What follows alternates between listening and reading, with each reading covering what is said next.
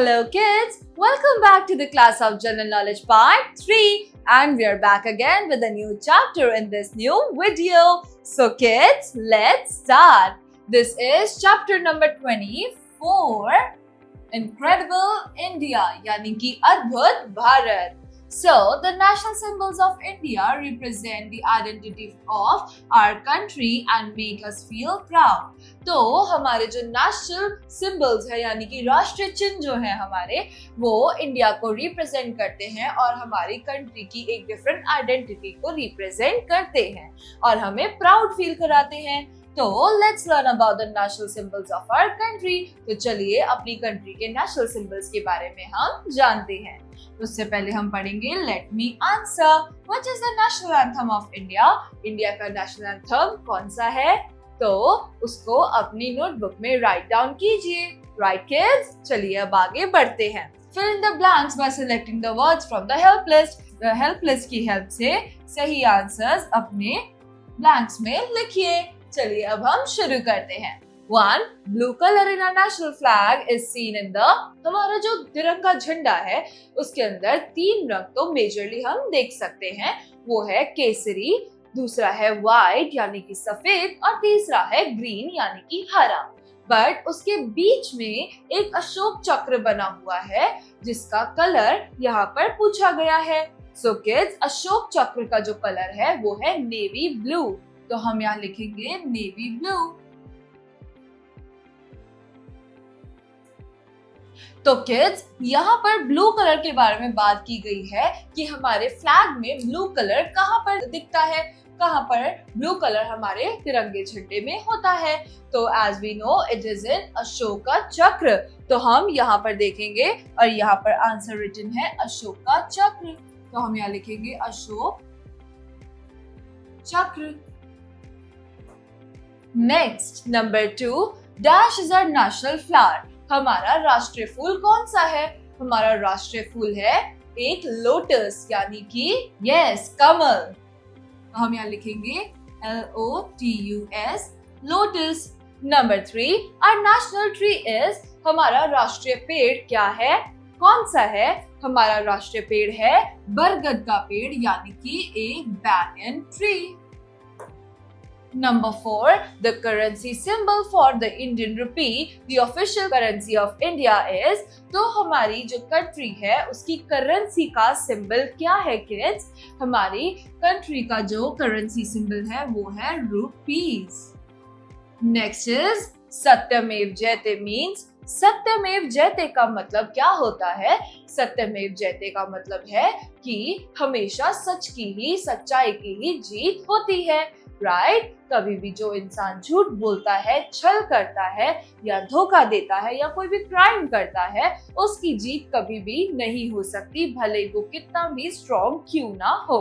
Right? अंत में जीत हमेशा सच्चाई की ही होती है. तो सत्यमेव जयते का मतलब है ट्रुथ alone triumphs. ट्रियम्फ का मतलब है जीत यानी कि victory. 6. Our national song Vande Mataram was written by. हमारा जो राष्ट्रीय गाना है वंदे मातरम वो किसके द्वारा लिखा गया था?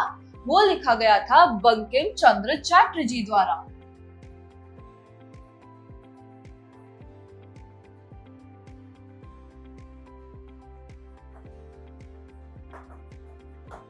जो बंकिम चंद्र चटर्जी थे उनकी एक किताब थी जो उन्होंने अपने उससे लिखी थी और उस किताब में ही उन्होंने वंदे मातरम सॉन्ग का मेंशन किया था.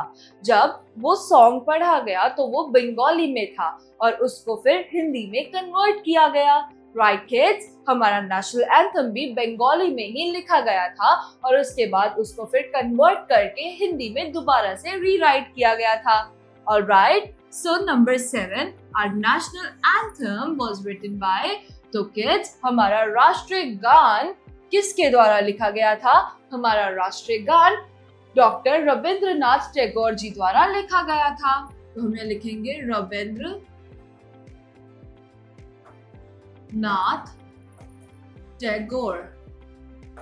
सो किड्स, डॉक्टर रविंद्रनाथ टैगोर जो थे वो एक बंगाली एंड हिंदी राइटर थे, एक पोएट भी थे, राइट। इन्होंने राष्ट्रीय गान और इसके अलावा उन्होंने नॉवेल्स भी राइट किए थे, राइट। इसके अलावा इन्होंने जो है बांग्लादेश का भी एक नेशनल एंथम लिखा था, राइट किड्स।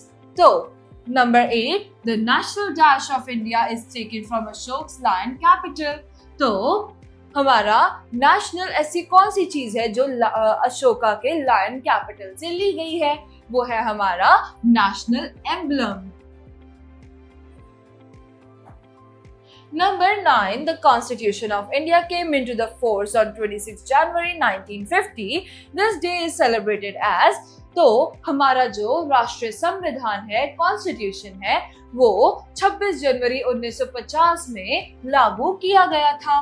ये तो हम सभी जानते हैं, पर उस दिन को हम किस नाम से मनाते हैं, क्या आप ये बता सकते हैं?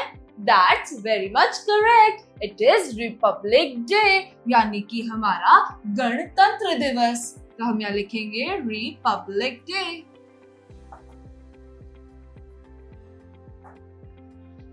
तो अब हम पढ़ते हैं Info Bits। India is the largest democracy in the world. Bharat का जो डेमोक्रेसी है वो दुनिया में सबसे बड़ी है, सबसे ज्यादा लार्ज है, right? It also has the longest written constitution of any country in the world. और हमारा जो संविधान है वो भी दुनिया में सबसे ज्यादा लंबा संविधान है। हमारा संविधान जब बनाया गया था तो अलग अलग कंट्रीज के कॉन्स्टिट्यूशन बुक्स को पढ़कर, समझकर और उनमें से सभी जरूरी पॉइंट्स को छांटकर फिल्टर किया गया था और उसके बाद इंडिया का कॉन्स्टिट्यूशन क्रिएट किया गया था। इसीलिए इंडिया में हर एक चीज के लिए एक अलग रूल बनाया गया है, एक अलग कॉन्स्टिट्यूशन उसके अंदर रिटन है, ताकि हर एक इंसान को उनकी प्रॉब्लम का सलूशन मिल सके, प्लस उनके साथ कभी भी इनजस्टिस ना हो, हमेशा उनके साथ जस्टिस ही हो, राइट किड्स। और हमें हमारे फंडामेंटल राइट्स जो कि हमारे कॉन्स्टिट्यूशन बुक में रिटन है, हमें उन सभी के बारे में पता होना चाहिए। हमारे टोटल फंडामेंटल राइट्स 8 होते हैं, तो हमें उनको जानना और समझना चाहिए क्योंकि ये सिटीजन का राइट होता है, right kids. So with this, we are done with another chapter of General Knowledge Part 3. We will be back again with a new chapter in a new video. Till then, bye-bye, take care.